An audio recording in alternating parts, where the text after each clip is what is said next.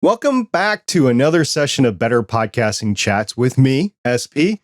This is a streamed and recorded just casual chat with other hobby and passion podcasters that are here to share their experience, knowledge, and joy of podcasting. And once this live stream is over, I'm going to take these recorded files and turn it into a podcast as requested by the Better Podcasting community. Since I recorded last week, Rode released firmware update 1.0.7 for the Rodecaster Pro 2. Literally as we were recording last week, actually. There were some changes to the routing of the main buses, a fix to the power button to press it twice to turn it off, so you don't have to lift the Rode Cover 2 up in order to turn the device off, and the virtual faders have slightly different touchscreen graphics on the bottom to differentiate them from the 6 physical faders on the board. Out of all those updates and more, the power button is probably the most used and most useful to me, and Rode obviously is continuing with their updates to the Rodecaster Pro 2 in their tradition of the Rodecaster Pro 1 updates. However, many Rodecaster Pro 1 users have complained that further upgrades still need to be implemented for the device, including better ASIO drivers. Some other users have also complained that they feel like Rode has abandoned this device as soon as the upgrade became available to the Rodecaster Pro 2, thus striking their confidence in buying additional Rode gear in the future if it will only be supported for a limited time until the next generation of gear comes out. Along other news, Steven, my co-host on the Better Podcasting main show, has started to post some videos on YouTube again, including a long overdue Zoom PodTrack P8 unboxing video on the Gonna Geek Gear YouTube channel, and a smart light unboxing on the new Steven Tech Talks or Steven Talks Tech channel. Hint, that's probably going to be one that if you're interested in smart tech, you'll want to go check out and subscribe, especially if it's in your interest wheelhouse. He's also in the middle of a podcast studio upgrade and has taken down his backdrop to make room for new content creation. So RIP Steven's backdrop.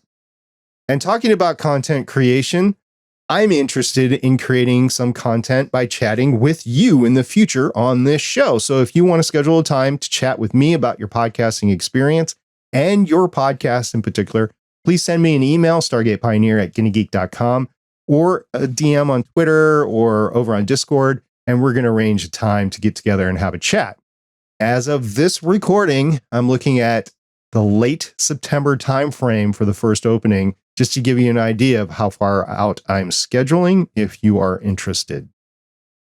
There is no right way to podcast. There are a lot of best practices, but there's definitely not a singular way to make a good hobby podcast. I'm sure you have your way to podcast, just as Steven and I have ours. And because of that, your opinion is valued, and we want to share it with other listeners on Better Podcasting and the Better Podcasting audience as a whole. This would be your chance to do so, and I would genuinely love to have a chat with you. So please contact me and we'll schedule a time. Now, talking about somebody who has already reached out to me, this week I am joined by a passion podcaster who loves his mashups. He has been podcasting since at least early 2017 with guests on each week discussing a comic and its corresponding video game on his show, PlayComics. As such, he has over 5 years worth of experience in recording with a new guest practically every week. And recently, he has expanded his repertoire and joined me on Legends of S.H.I.E.L.D. as we discuss the Marvel Studios made TV shows and movies. And he continues to guest on other shows as well. Welcome to the show, Chris Osborne. How you doing, Waffles? I'm good. How are you? Yes, before anybody asks, there are people who have to call me Waffles in real life, or I will not answer them. So Waffles is a legitimate name for you. There were a lot of Chris's when I was in college, like 5 of them on my floor in the dorm. So most people went with last names, and I went with Waffles. So Waffles is not your legal name? No, unfortunately it's not. Well, Stargate Pioneer is not my legal name either, but SP is my real name. The hints keep coming. Yeah.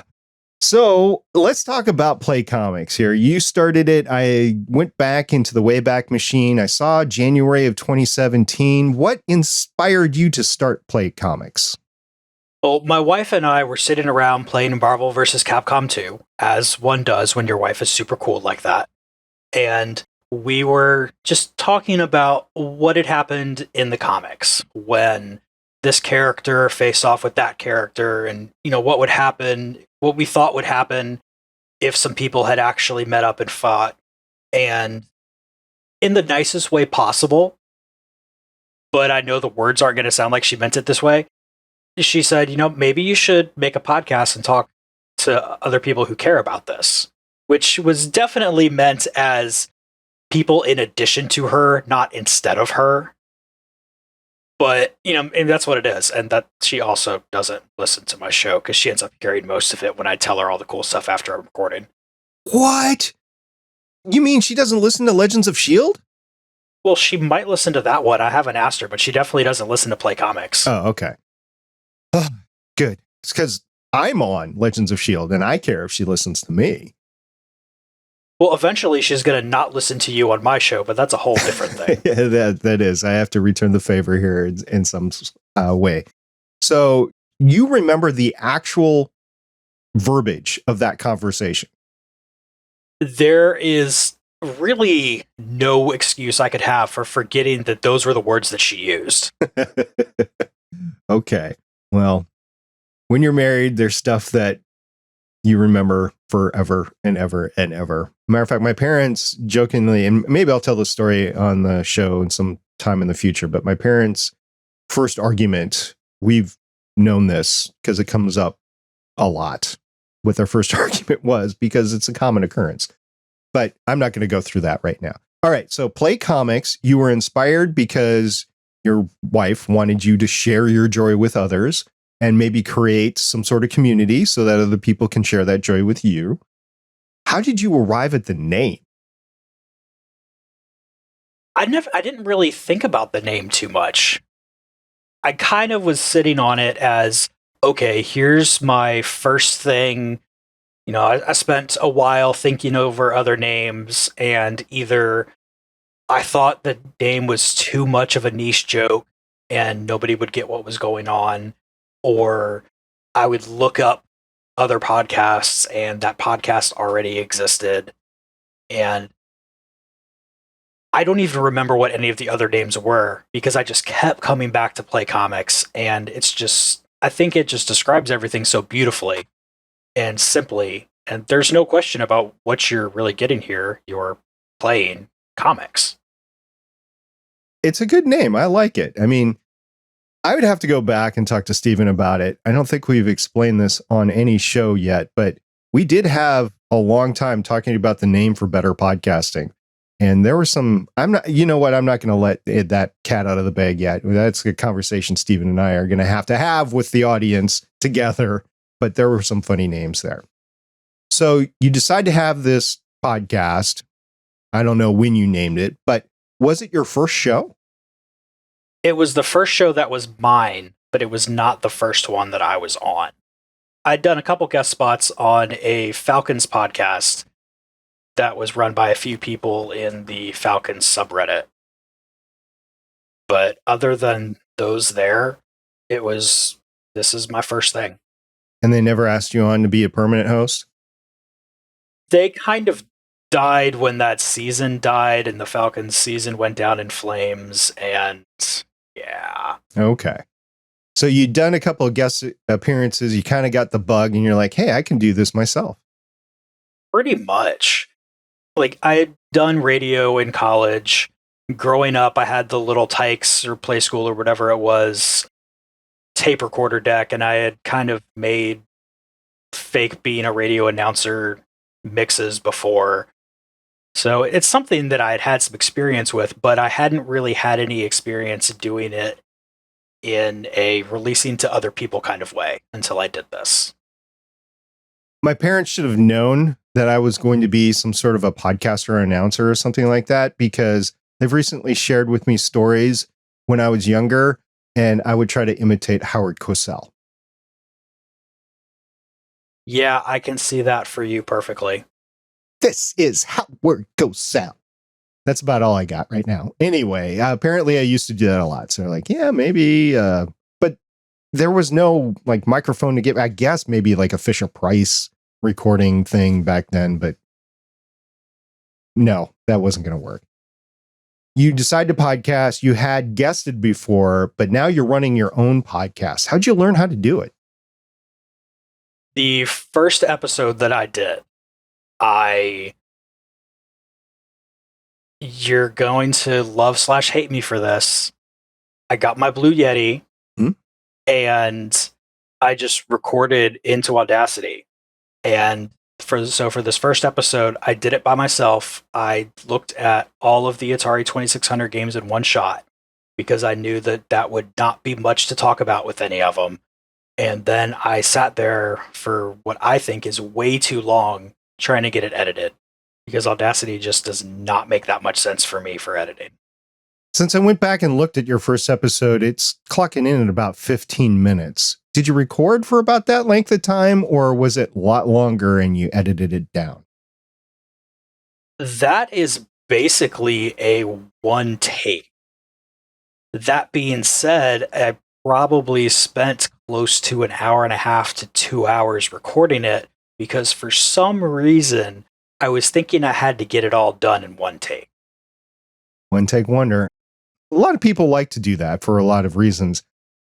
I think you can do that, but you got to come back and edit it personally, especially earlier on in your podcasting career, unless you have some sort of other media training experience, in my opinion.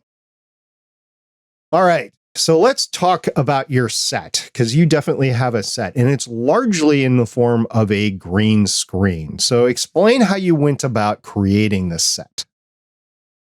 Well, I used to go to the flea market a lot, and behind this green screen here, it's not a bunch of flea market crap, but it is still a bunch of crap from us getting things out of other places in the house. And that's the history of why I have a green screen, because you can't see all the crap that's in this room. But I'm also up here with 5 monitors, a MIDI keyboard, a drum pad, way over engineering everything, a P4 so I could have yet another backup, because you can never have too many backups. Not at all. So what microphone are you using right now? I am using a Rodecaster Pro. Rodecaster Pro. Which magically appeared at my house one day from a loving fan of the show. You sure it's a Rodecaster Pro or maybe a pod mic?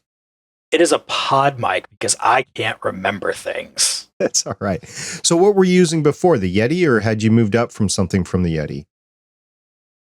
I had been using an ATR 2100 right before this. Okay. At one point, I had what I thought was going to be a regular co-host for the show.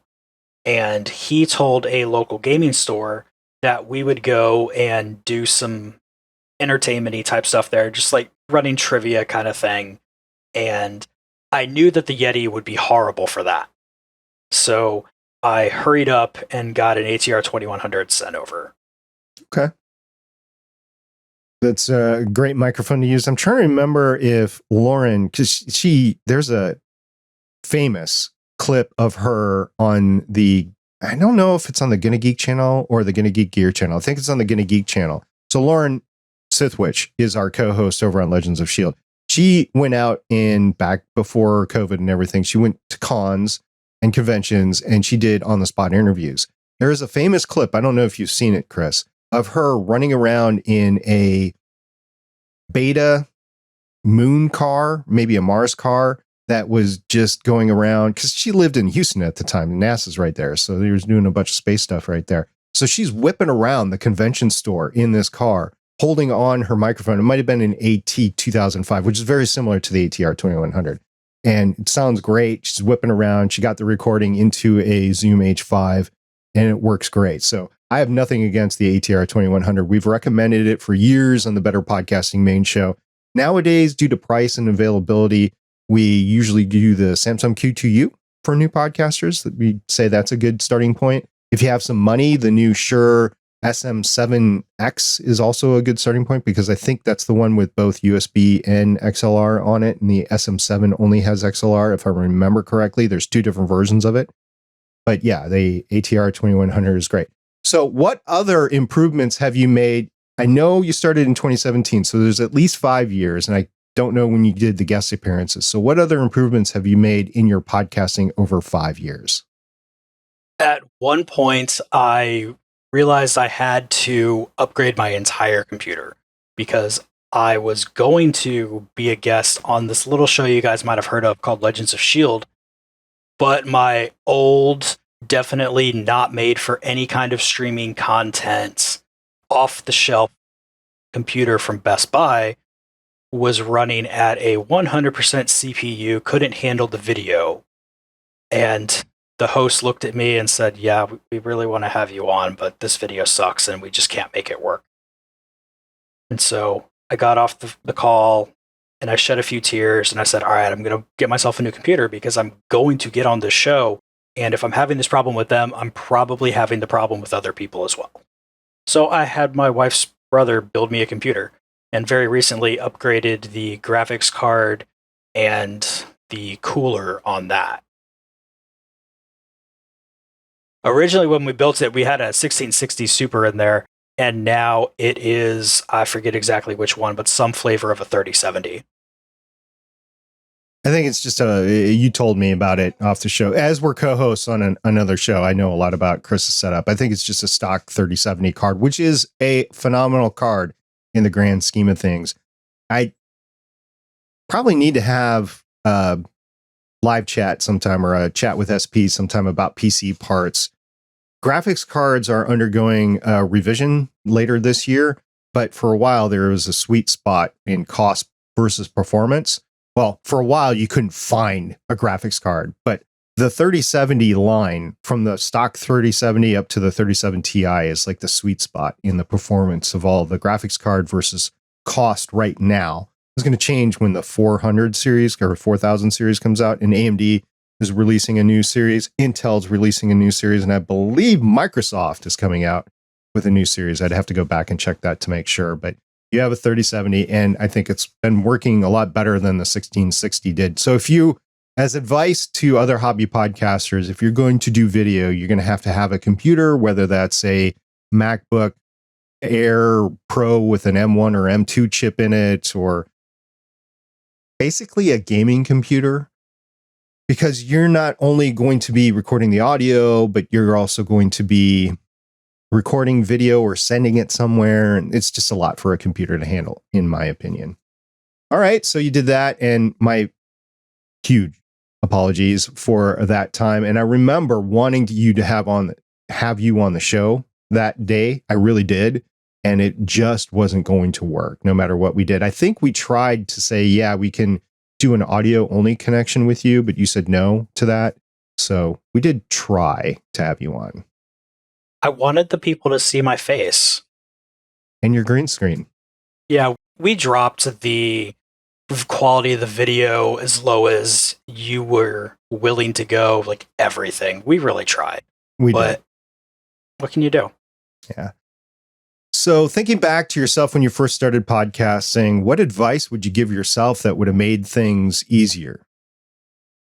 I think overall for me, the big thing was I should have done a few more episodes by myself to realize that me doing this show by myself was not a good idea at all. And that having somebody else there to bounce things off of was the thing that I needed to make the show be successful. I have done solo shows before. I did a solo show on this podcast as I went over my new setup. I've done it before. I've done a Legends of S.H.I.E.L.D. Longbox edition myself. I always joke that if I have somebody on, that they have saved the listener from having to listen to me for the entire time. But there's something to that. Even though I can carry a show myself, there's something to that, to bang back and forth between somebody else, to have a new idea, to have a change in the tone for the listener. Because if you're listening to the same voice over and over and over again, it might put something, it was like the ocean waves or something like that, that puts people to sleep, or a noise machine or something like that. So having a different voice is important for a lot of different reasons. If you're trying comedy, going back and forth with somebody else is great. If you're doing an audio drama, I mean, there are some very successful solo shows out there, both TV, movies, podcasts, but I think it's always better to have a cast. So it's always better to have somebody else. That's a great piece of advice for any podcaster. I get going solo is also relevant. There's a lot of listeners to Better Podcasting that do solo shows. I do not want to minimize that, but I get that piece of advice of having somebody else on. Yeah, it makes perfect sense. The thing that makes it not work for my show, though, is like right there at the beginning, you have the regular Nintendo Teenage Mutant Ninja Turtles game. And then you have Teenage Mutant Ninja Turtles 2. And then you have Teenage Mutant Ninja Turtles 3. So there's only so much that I can say about Ninja Turtles.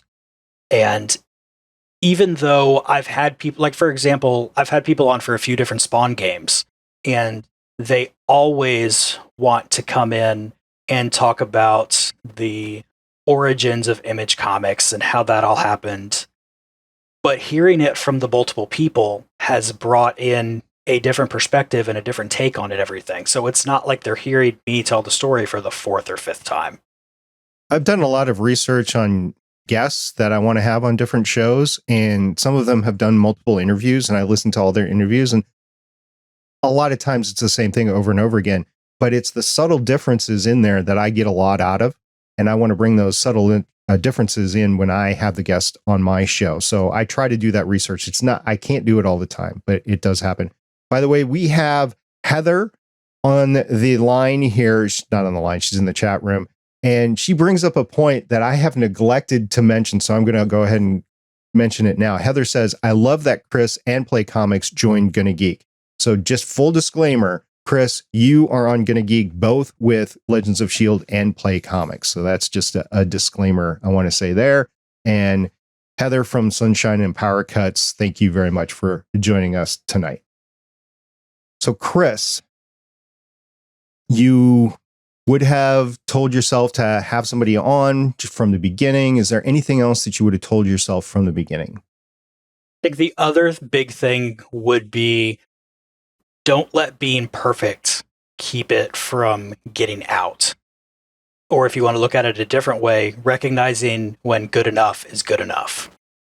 Good enough and out is better than perfect and in my head any day of the week and twice on Sunday. Exactly. That's what kept me from getting that first one out so long. That's why we released an episode every month or two for the first little bit, and then just realized, no, I need to get these out. So that saying was not my saying, by the way. My very first co-host, Sean, on Voices of Defiance, who had also been podcasting for years on another podcast, that was the saying from him that I learned. And just want to qualify that in case anybody said, well, SB said this. No. Sean said that. You have a lot of guests. And since we've been talking tech for a while, I just want to get this out of the way. What do you use to connect with your guests? 99% of the time, I am using a service called Ennuicastr, or Ennuicastr if you want to use its fully spelled out name. What this service is it's the Craigbot from Discord, except it is not tied into the Discord infrastructure. And when I say that, I mean like the same guy who made the Craigbot is the exact same guy who's making Ennuicastr. So it is very much the same level of quality or better that a lot of people are getting. Now, every once in a while, I'll end up having to go back to Discord and use the Craigbot because something is just going weird, or we'll have to use Zoom or something just because they're not getting a good connection. And Ennuicastr it's a really kind of weirdly put together service. I don't know if you've seen it yet. Like every once in a while, it'll decide that it thinks it knows better than you about what your input or output for the audio could be, that kind of thing. But it makes a really good quality backup. I checked out on Ennuicastr after Trevor mentioned it from Roll for Intent.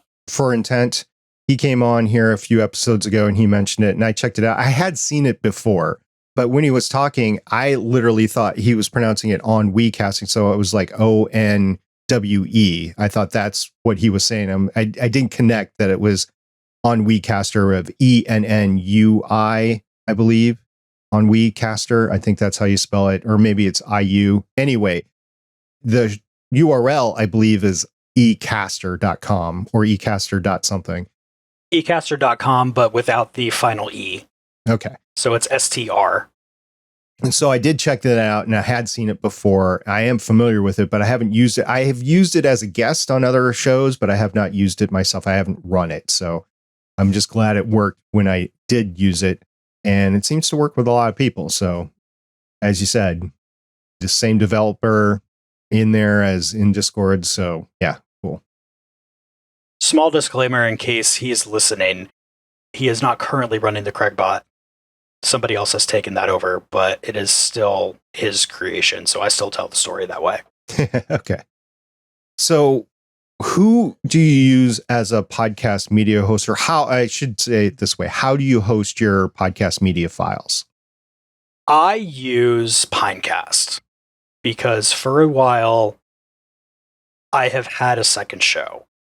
There is a second solo show that I keep telling people is coming back, and then life happens. And this second solo show is called Caffeine and Spite. It's basically me just turning the filter off. And it will... If you worry about things being family friendly, it's not the best thing for you to go listen to. And if you don't want to hear random political takes on things, you probably want to skip out on that one. But I was also for a while hosting a Scooby-Doo podcast that a couple podcasting friends had been doing, and they just couldn't do it anymore. So they let me and my wife do it. And Pinecast will let you have as many shows as you want under the one account. And I got grandfathered in under the $5 a month plan. Full disclosure, I'm on the same plan. This show that people are listening to right now in the podcast version is hosted on that Pinecast media host for me. So I do use it for this show. I have all my other shows are on Libsyn, but I was like, this is going to get expensive over time. So I'm just going to try something else, especially for a show that I don't intend on going forever. So hopefully Stephen and I get back together and do the Better Podcasting main show and continue that. And this would just be kind of a side quest. So I'm like, I don't know if I want to start a whole new Libsyn account for that. So I went here. I think for what it is, it's a good thing. And like yourself, I am grandfathered into the $5 plan. There are also pay as you go things in there, like more elevated stats, although they are not IAB 2 point whatever certified. But I think for a hobby podcast, it does the thing, at least for now. As with any of them anymore, I can't speak for the longevity of any of them, including Libsyn. And we'll just see. I say Libsyn because I host there, but it could be any one of it. It could be Transistor. It could be Captivate. It could be anything, right? I don't want to just isolate Libsyn in there, but okay. So you use Pinecast, and obviously you have some great 8-bit graphics to your show. So what is your approach to graphics for PlayComics? I have a template that I have made up. And in this file, I leave just going from the top down of the episode art. I leave the title from the last episode that I did in there, and I'll just change that as I need to. For regular episodes, I'll go and I'll grab an image for the box art for whatever game we're looking at. And if it's on multiple consoles, I'll try to find a way to squeeze those in, or sometimes I'll just pick one, roll with it, because box art's usually the same. It doesn't matter. And I'll pick a comic cover that I think just looks good with that box art. Like, if it's actually following a comic storyline, I'll try my best to find one of those covers. But for the most part, it's these pictures just look good together. And then I have different layers for... On the bottom, it says Play Comics episode or bonus episode, depending on which one I'm doing. And those are each their own layer, so that I don't have to worry about getting off on my counts. So I just know that whatever it is, the first thing I'm doing in there is I'm going in and increasing that number so I'm doing the right episode number. Yeah, I need to get more into that myself. Now, you're talking about layers in the context of how you do it. What program do you use again? I am in the process of switching over to Affinity, but before that, I was using Krita. Krita is nice and free and will probably be that way forever, and will cover like 99% of what I was doing. But Affinity has a much better publisher aspect of it, and I was doing a few things where I needed that, so I just wanted that interactivity there between the two. I missed the Affinity sale before, or I hemmed and hawed and just didn't pull the trigger when they had their sale a couple of months ago. So I'm going to wait until they have another sale at this point, because I'm a hobby podcaster and don't have hundreds of dollars. Even though it's not that much. I think it's like, I don't know, $50 to $100 or something like that. But there's Affinity Photo and Affinity. There's another one. There's Photo Publisher, and I want to say the other one's not Illustrator, but it's the Illustrator, Adobe Illustrator alternate. Yeah, so I want to try that too. So it seems to be a viable alternative to somebody that doesn't want to pay Adobe their monthly subscription for everything, and that just gets expensive. It really does. They need a hobbyist tier. I know they have a student tier, but I'm ARP age. I'm not a student, so I just can't pull that one off. Thankfully, I have never paid Adobe, and that's all I'm going to say about that. That's all I want to say about that too. All right, so we talked about a lot of stuff. Let's talk about your guests. You've had a guest almost every episode. I mean, there's some episodes you do solo. You did a solo episode a couple of weeks ago or a couple of months ago. I remember listening to that. So you have done solo episodes as recent as a few months ago. You started out with solo episode, as we talked about before. But for the large majority of other episodes, you have a guest, and you have to go through a whole process with that guest. So let's just start off with, how do you identify a possible guest for your show? Well, there's a few different ways that people get on my radar. Either they could be somebody that I just want to get on the show, and I don't have any idea for what. It's just, you're cool. I know you'll want to be on. I want to have you on the show. And then we try to figure out from there which game to look at. And I'm just going to worry about the regular episodes for now on everything. Sometimes I will say, hey, like, I have a Batman game coming up that I need to get coverage for. Who do I know that's a big Batman fan? Or who do I know that is really into this specific Batman thing? And we need to look at that. Okay, so you go by personality, you go by capability. Like, I obviously have to have some sort of microphone or a way to get their voice to you, to connect with you, and a camera probably. The camera doesn't matter because I'm not doing video for any of this. Okay. Like, I'll do video for my own stuff that I'm doing. Like, I'm going to start doing more comic reviews with video. And I certainly have the camera available while we record. It's probably about half and half on people using it or not. But I do try to find people that I know have been on podcasts before. So they know what they're doing, not necessarily a newbie, that sort of thing. Right. Even if they're a high enough level guest? Well, obviously there are times when you just kind of put up with that if they don't know. Like the creator of the Chakan the Forever Man game, Ed Annunziata. He hasn't been on a ton of podcasts, but that was definitely worth it to get him on the show anyway. So we made it work. Good.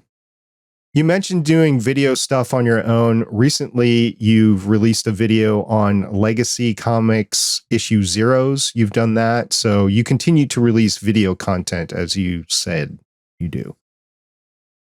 Not as often as I should, but that hopefully will be ramping up soon. All right. Well, just let you know, I listened or watched the Legacy one, and it was interesting how you even showed some things that I don't know if you got trouble in for showing or not there, but you showed some things there. Patrick has not said anything to me yet, and I know he watched it too, so we should be fine. Okay. You roughly do a show a week, so it's about 4 shows a month. How many guests do you invite on so that you can fill that time? how do you batch record, or how do you fill that?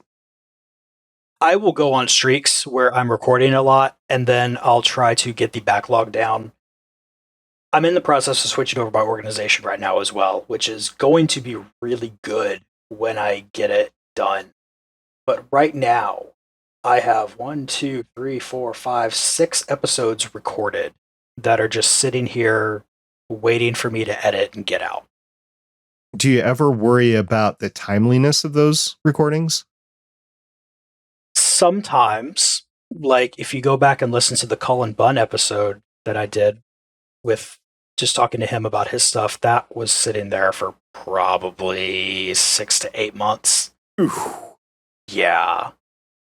That's a long time. That almost filters into, okay, I'm going to release this as the lost recordings of Play Comics.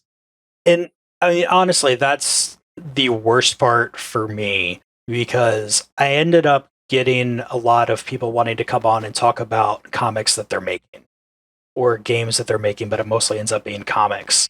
And with most of those comes this is when my Kickstarter campaign is ending. So you've got a little bit of that deadline in there. And the regular episodes don't really have any kind of deadline to go with them. Okay. Do you have your guests sign any waiver to be on your show? I don't. I haven't had that come up yet to cause any kind of issues. But I do tell them, especially on the Creator Talk episodes, when it's like somebody who's doing something for one of the bigger publishers, I do edit the show. If you need me to take something out, let me know. I will do it. Please don't do it last minute. But I will do everything I can. And so far, I've only had one person come back later. Like, I've had plenty of people tell me something and then immediately afterwards say I have to cut it out, or tell me that I have to cut it out right before they tell me something. I've only had one person come back a few days later and say, oh, this thing that I said, I should probably not have said that. That was something I was going to ask you, is if you give your guests the right of refusal, or do you even let them listen to it before you publish? I don't let them listen to it, mostly because I'm finishing up the editing like the day before it comes out. The timing there would be horrible. So I'm trusting that they remember what they said. How long does each recording with the guest take? I'm going for about an hour to an hour and a half. So you're largely getting in the episode mostly everything that we're saying. Okay. And how long are your episodes? How long do they run? Somewhere in the 45 minutes to an hour range. It's always a sweet spot for me in the type of genre that I podcast about, the entertainment genre of reviewing a show or a movie with Legends of S.H.I.E.L.D., Starling Tribune, Voice of Defiance, whatever. We found in Better Podcasting that about an hour is a good length of time. It's time we try to make it shorter. Sometimes we're like, okay, this is just going to go long, and we go long. And we've gotten pretty good in the past anyway about judging the length of show notes to how long it's going to be. Like if we have 20 some pages of show notes, we're like, okay, this is going to take an hour and a half, 2 hours. Are you okay with it? And sometimes it's yes. And sometimes it's, let's take this out. Let's take this out. So there are times where we will remove entire segments because we just know it's going to run too long. And it does. It runs longer than an hour, and Stephen does his best to cut it down. We're trying to be conscious of our listener time. At the same time, we want to make sure the information gets out. So, that's the whole thing. If the information's good, it's as long as it needs to go, right? Exactly. And being consistent in there also helps with getting the guests for me, because they know about how long the show is going to be.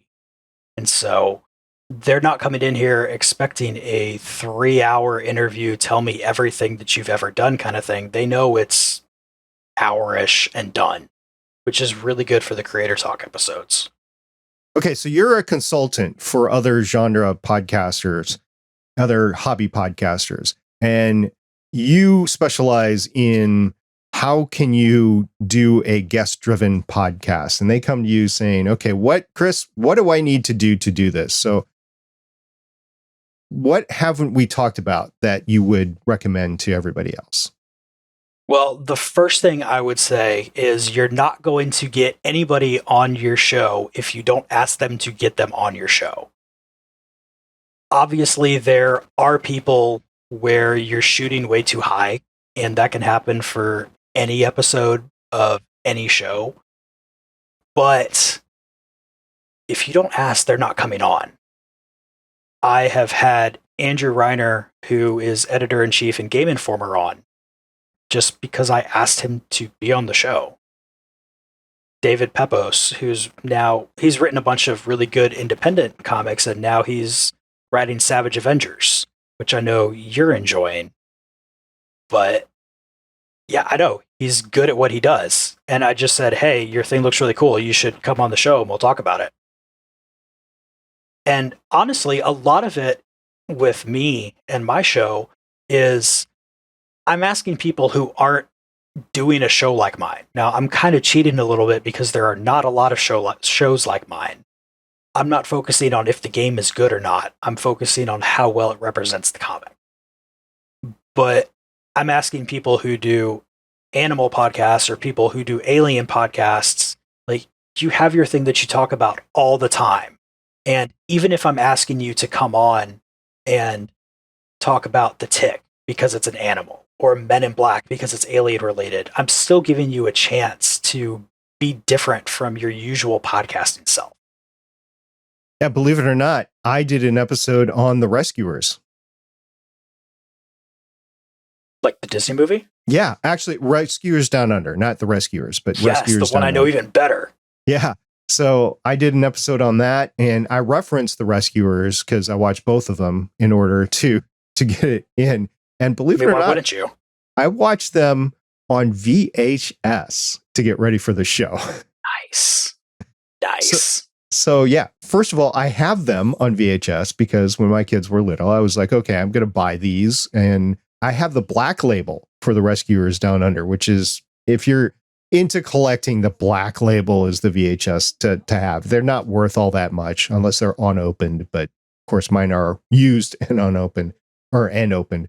But yeah, that's just an example. I'll podcast about anything that I can talk about, and that I certainly can talk about because I was able to do that. I podcasted about a lot of what people might think are weird things. And yeah, I've podcasted about it just because I like podcasting and I have a variety of interests. So yeah, sooner or later, I will be on Play Comics. I'm just going to, put my foot on the ground right here on a recording so everybody can hear this and listen to it. In the future, I will be on Play Comics. We have already chosen the subject that we're going to talk about on Play Comics. That I won't talk about yet. Well, good. I wasn't going to either. So yeah, it's going to happen. It's just a matter of when. It's a matter of timing. I'll give you all a little bit of a hint. Even if it wasn't SP's timing that we had to worry about, I'm not ready for him to come on yet with my timing. Right. All right. So just ask, what other advice would you give to other podcasters about having guests? The way that I'm doing this is, since I'm recording with somebody the one time, and that's it. Even if they're coming back for another episode later, it's still that one distinct time. You've really got to be flexible with when you can get them. Right now is the least flexible I have been for a while. And it's just, I would rather not do Mondays. I definitely can't do Thursdays. And Thursdays because that's when we record Legends of S.H.I.E.L.D. And Mondays because of D&D, where it's like, yeah, if I got to record, they're fine. But, I would rather not miss that. And when we're looking at something like Ms. Marvel that just finished up, I definitely can't do Wednesdays because I have to actually watch the show. Yeah, there are days that I've had to say no to. We did Starling Tribune because a long time Arrow was on Thursday nights on CW, so we would get together and re-record Friday nights.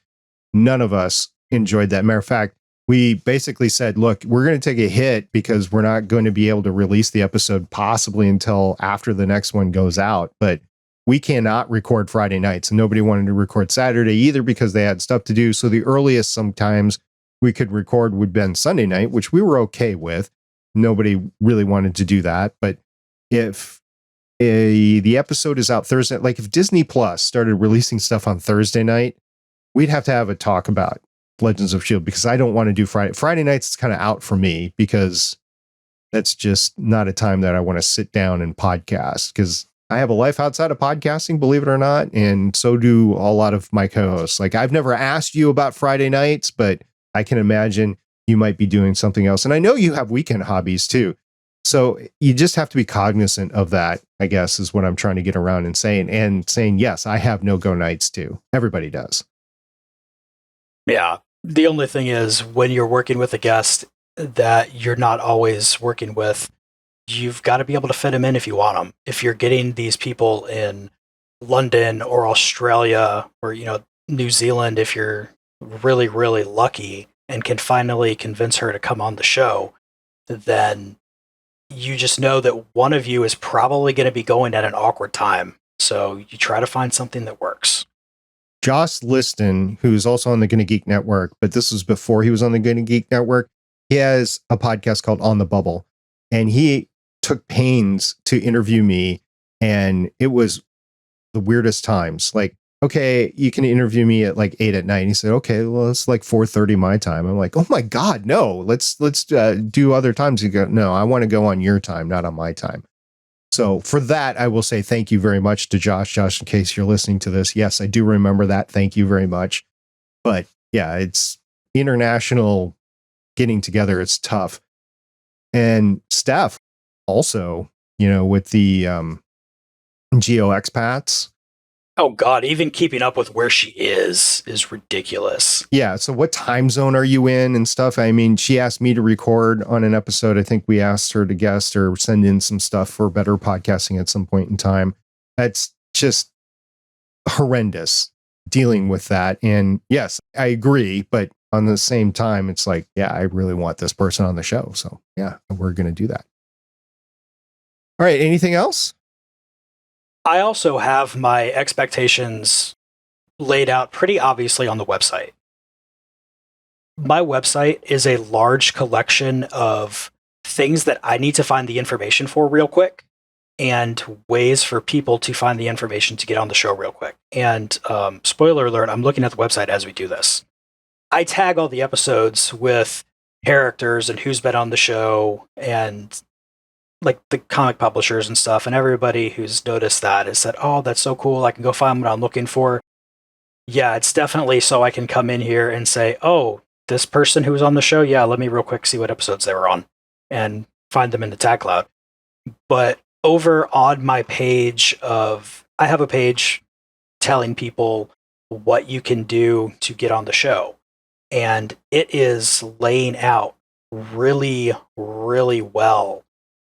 These are the games that I'm looking for currently to get somebody on the show real quick. So if you can do one of those, you're going to take priority. And, it lays out a timeline and roughly what my availability is. And I made it really, really general because I didn't want to go back and edit it all the time. The fact that I don't expect them to be an expert in anything, just a passable knowledge of the topic. Like, if you come in, want to talk about a Batman game, but all you know about Batman is the fact that his parents are dead, because you can't know about Batman and not know that. Didn't his mom have a pearl necklace? I think so. Let me go watch any of the 5,000 times they did that scene. Well, I mean, that's two things I know. His parents are dead and his mom had a pearl necklace.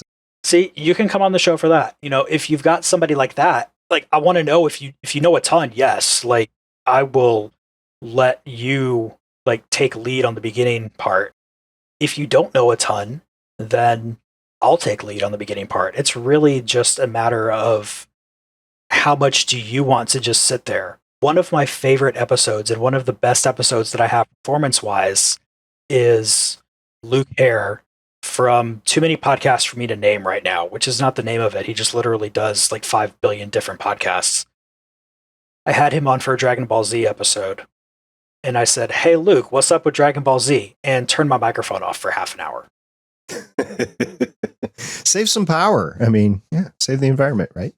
But, Like, it's done really, really well, and he tells the story really, really well, and it's just a really good episode. You mentioned your website, and I don't think we've ever talked about it before, but what backend do you use for your website? I use WordPress. WordPress, okay. Do you use PowerPress too to do the podcast integration? I do. I've been back and forth on changing away from that just because I'm using Pinecast and they have their player to go with it, but the PowerPress thing just looks so good. I'm staying with it so far. Yeah. Do you have any other advice for genre podcasts, guests notwithstanding, any other general advice, tips and tricks? There are a ton of shows that are going to be similar to the one that you're doing. And that doesn't matter at all. Just the fact that you're doing it and not those other people is going to make your show different anyway. But also try to find your way to have a little twist on things. For me, it's the fact that I'm looking at these games and their relationship to the comic book source material. And people just don't do that. You need to find your little twist on what is going to make the show unique. I would agree with that. Like, the topic can be done over and over again, but if you can make it unique and interesting and engaging to whatever audience that you're targeting, I think that's awesome. Really quick, how do you promote your podcast? Not nearly as well as I should. A lot of it is going on Twitter and saying, hey, look, I have a new episode out. A lot of it is relying on the guest to say, hey, go listen to me on this podcast, which obviously works better sometimes than others. Not going to throw anybody under the bus here, but I mean, all the podcasters know that, there are some people that you can rely on to throw out that you've put out an episode with them, and some people that are going to like the tweet that you do, and that's it. But I also do a lot, as often as I can, going on other shows, because most of the time they're going to let you talk about your show too. Yeah, recently you were on, what is that, the Twisted podcast? I was on the Twisted Capes, which should have been my second time talking about the Miss Marvel finale, but ended up being the first because I had weather issues here. Yeah. Well, I mean, it happens. And that's something else maybe we should talk about, because you are in a area that gets a lot of thunderstorms. I get thunderstorms, but probably not as bad as you. So what steps do you take to protect your equipment and your podcast from storms? I try to be upfront with the guests and tell them that if they have anything that comes up, then let me know. Not a big deal. We can reschedule. I just had somebody who told me that, yeah, she's kind of been sitting on this episode for a few months that she wanted to do, and she just isn't going to have time for a while. So she gave up that episode that she was going to be on. And, no hard feelings. Doesn't matter. But I also tell them right up front too, especially now in hurricane season, that there will be thunderstorms popping up, and I might have to kind of last minute push something off. And thankfully, that has only really happened with, what's the right way to say this? It's only really happened with people that I've been more friends with, and not like by one chance to get Gail Simone on the show. So with Gail, you went ahead anyway. I have not managed to get her on yet. Okay. The key word is yet. Okay. Well, I didn't know if it was one of those backlog podcasts. You probably know the name of at least one of the backlogged podcasts, but I am not going to tell anybody what it is here. Yeah, it's really interesting listening to you talk to some of the creators and the comic book writers, basically, because I've read their stuff and then I'm listening to them in some cases for the first time. I'm like, oh, okay, well, I understand how they write how they do, because now I understand how they are. It's the connection you can make with a podcast. All right, so do you have any industry gripes, like anything that the podcast industry is doing that is counter to what you think would be supportive of hobby podcasting? I think way too many people worry about monetization. Like, if you're coming in and you're making a few cents per episode from your ads, I don't see the reason for even running ads. I still see way too many people complaining about the Blue Yeti, and that's not even a mic is good or not issue for me. I'm just tired of hearing the same people complain about the same things. I don't think I've mentioned it except for these interviews or chats in quite some time. But yeah, it's not just the Blue Yeti, it's condenser microphones in general. And some people have treated rooms. I've seen some streamers with some phenomenally treated rooms, and condenser microphone works for them. I forget when it is that we stopped using the Blue Yeti on my show. And like, I'm sure you can tell the ones that I had Sean on for the beginning, when we're sitting there on my couch in my nice open living room using a Blue Yeti. But I used the Blue Yeti for those solo episodes at the beginning and just had the gain down really, really low. It's a good microphone. It's not necessarily a great microphone for most hobby podcasters in an untreated room. If you have a treated room, some hobby podcasters actually have, like, they come from the band, not so much anymore, but in the past they came from like a band background, as I tap my microphone right here, from a band microphone and from a band, like a musician background, and they actually have a treated room in their house for recording and for instrumentation recording, right? And so, or singing or something like that. And you can use the same room for podcasting, but most people don't have that. Oddly enough, I was looking at a house when I bought this house, and it did have a recording studio in the basement. And at the time I was like, well, why would anybody need that? And now I'm like, dang it, I should have bought that house. I'm saying you should have bought that house. I'm also jealous that there was a basement. Yeah, my area all has basements. I go by that. So the house, another detriment, it's on the corner of a busy road. So I go by the house all the time. Matter of fact, I went by it a couple of times today, and I take a look at the house, and every time I go by it, I'm like, I wonder if it still has that studio in the basement. I should go up and ask. I don't know how weird that is. I suppose it'd be really weird. Okay. You've done a lot of episodes. You've done a lot of types of different episodes with your podcast over the past 5 years. Do you have any favorite moment that's just coming to your mind? Doesn't have to be the best favorite moment. Do you have a favorite moment from your show? The first one that comes to mind, which, like you said, isn't necessarily the best, but when I started the show, a lot of it was based on listening to Jay and Miles explain the X-Men. And they were one of the first people that I asked to come on the show. And I still remember how the email was that I wrote them that they never wrote back to me about. I don't know if I've told anybody what I said. I'll go ahead and tell you and all the listeners here. Okay. I used the words, unfortunately, the NES X-Men game exists, and I'm going to have to talk about it. Which I meant as, that game is really, really bad. And I hit send, and I got just past the part where I could have taken it back before I realized, oh crap, I hope they don't understand that as X-Men overall is horrible. I never heard back from them. Oh. But later on, I wrote to them again, and I got Miles Stokes to come on and talk about the X-Men game on Genesis. And then later I got him to come back with Matt Hunter, one of the producers that they've had, and we talked about, I believe it was Children of the Atom, one of the most wonderfulest Capcom 2D fighters. And then later I got to have Jay come on for a comic that he'd written in the Marvel Infinity stuff that they have on their website for all the digital comics. I think this goes back to one of your key pieces of advice early on. Just ask. Yeah. And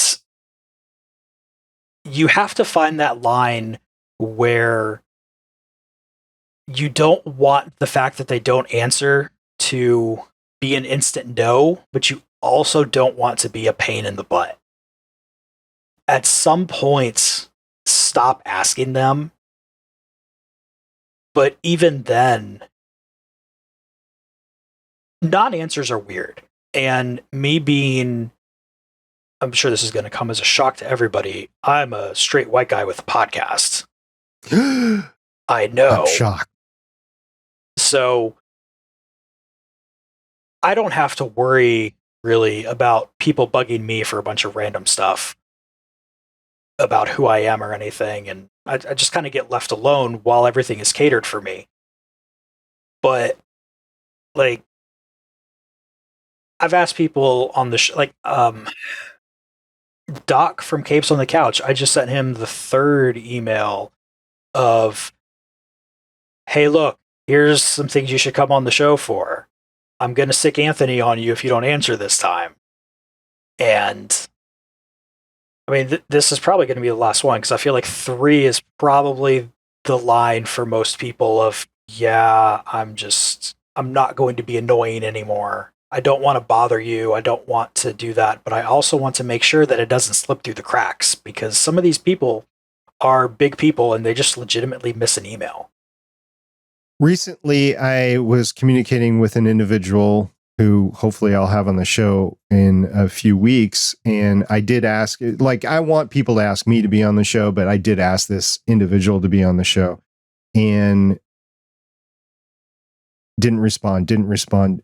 So I knew somebody else that we mutually knew and I was like, what's going on? He's like, okay, just CC me on this and we'll see what's going on. So I did. And as it turns out, my emails were never getting there. There was some sort of filter. So I got an additional email address for the individual I want to have on. And that one made it through and I was able to schedule something. And it could be one of those situations. But in that particular situation, I don't know how else. I think you could try a different medium. Like if they're on Instagram or Twitter and you have an account there and they have an account there, you could try to DM. But I always am hesitant about DMing somebody unless there is an existing relationship. So you have to worry about that as well. But okay. So that was a favorite moment on your show, having them on. I have a question for you. Okay.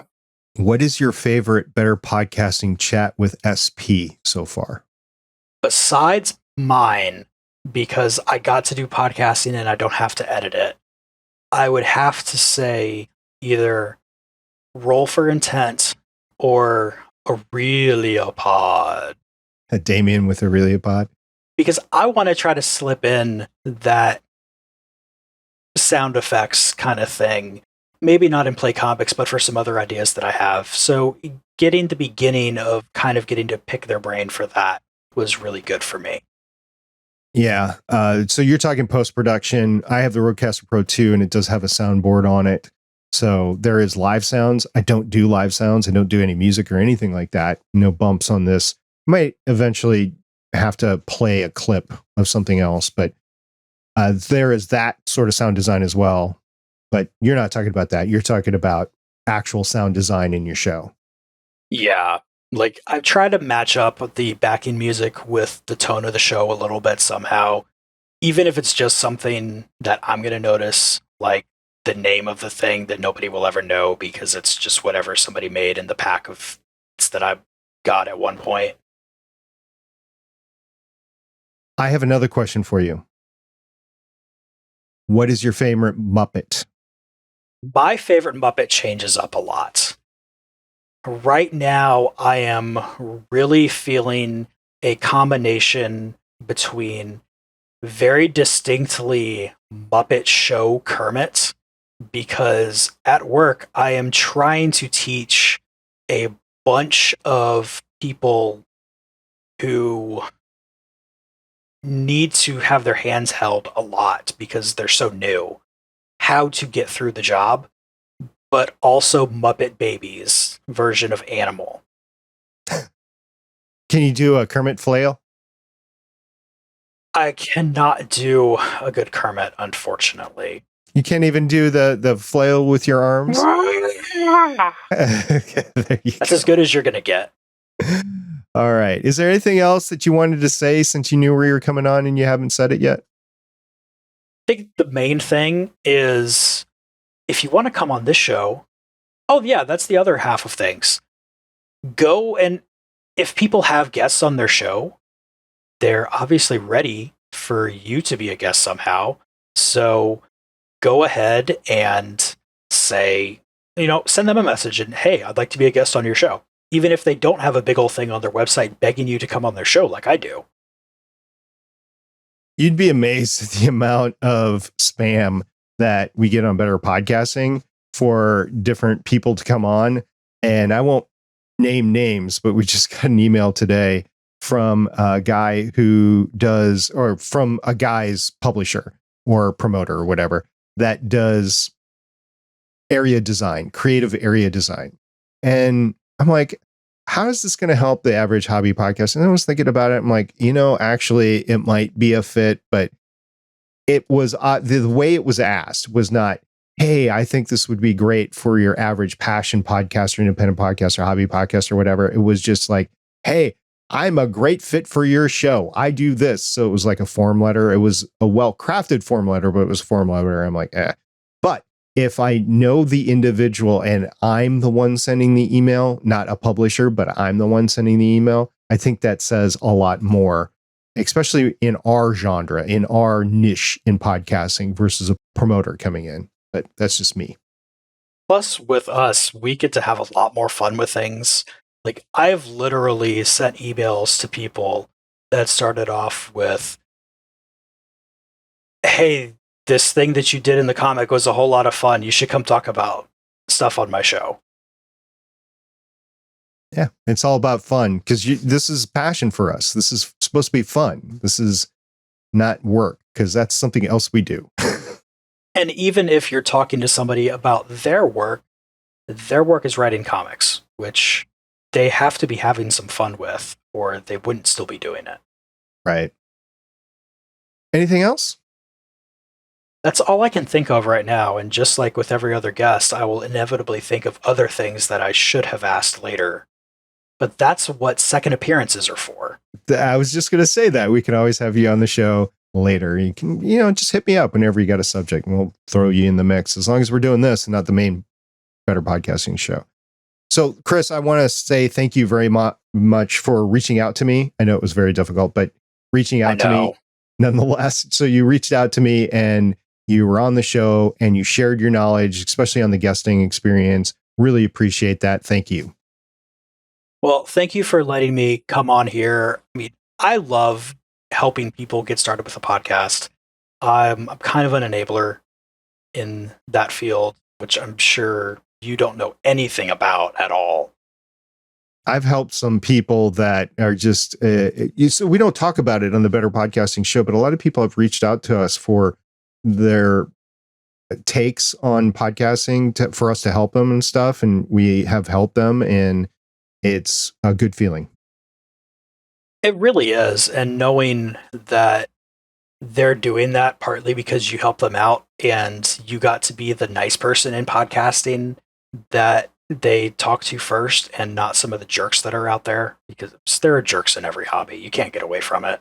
There's jerks in the hobby. There's jerks in the consulting business. There's also good people in the consulting business. So I just don't want to blanket say they're all bad, but yeah, good and bad people, whether it's hobby or professional. Unfortunately, that's just the way it is. Yeah. So where can people find you? People can find me. The easiest place is to head on over to playcomics.com, where there's links to all the social media stuff. I'm mostly hanging out on Twitter and in Discord. Definitely not while I should be doing my job at work. That's totally a lie, and I'm sure everybody picked up on that. And also, if you want to come on the show, those are the best places to reach out to me. I've got the form set up. I've got the email address, which is really hard to remember. It's chris@playcomics.com. You don't have to use the form. It just makes it easy in case somebody is on the website and says, I wonder what Chris is going to want to know about if I want to come on the show. There's some basic questions there. But, if you just want to email and say, hey, I want to come talk about Spider-Man, we'll make something happen. Which Spider-Man? See, that's the question that I'd ask. all of them. Okay. Well, Or that'd none be of a them. I don't long know. There's a ton. All right. Well, thank you very much, Chris, and we hope to see you again. One way or another, I'm sure everybody will, especially if you are free on Thursday nights, where I also do a show called Legends of S.H.I.E.L.D., where I have these 3 wonderful co-hosts that let me come talk about Marvel things. And you can find that show at legendsofshield.com, where more often I look like this. Do you have the other one available, the Miss Marvel one? No, that's the same scene in OBS. I just, yeah. Okay. That was great. So a little bit behind the scenes baseball for this entire season of Miss Marvel that we covered on Legends of S.H.I.E.L.D. He had the iconic picture of Miss Marvel sitting up on top of a light post. And then in the last episode of Miss Marvel, they gave us the shot and Chris had it in his background the whole time. So that was awesome. There you go. It looks like that because I just remembered I can pull up OBS while we're recording. So that's the shot there. Okay. So you can change that. You just proved you can change the shot. You can also immediately switch places with Carol Danvers. I can. It's going to take you a second. All right. Thank you very much, Chris. It was great being here and being completely serious. Everybody, if you want to come on my show, talk to me. We'll make it happen. If you want to come on this show, you can talk to me. But all I'm going to do is tell you to talk to SP. So you should skip the middleman and just talk to SP. Yeah, go ahead and talk to me and we'll give those contact deets in a second. Thank you, Chris. And thanks for spending your time with Chris and myself.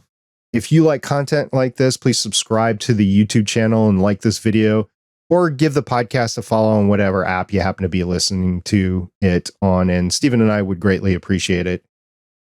I'll be off for the next 2 weeks. Yes, I know it's a drag, but I have to take care of some family matters. My son is moving again, and it just falls at a weird time, and the time frame is going to take me out of the studio for a couple of weeks. So the next 2 chat sessions will not happen in the next 2 weeks, but in 2 weeks I will return and I will chat with fellow podcasting or the podcasting subreddit moderator Nick Hobbs. And Nick wants to run down some really good books and manuals that would help any podcaster, but specifically hobby podcasters. We've already chatted about it a little bit. So join Nick and myself on Tuesday, August 16th, 2022 at 8 p.m. Eastern Time. And it will be streamed live on the Better Podcasting YouTube channel. In the meantime, you can join the podcasting conversation anytime on our Discord server, which is betterpodcasting.com/Discord. You can find both Stephen and myself there every day. So see everybody next time. Bye.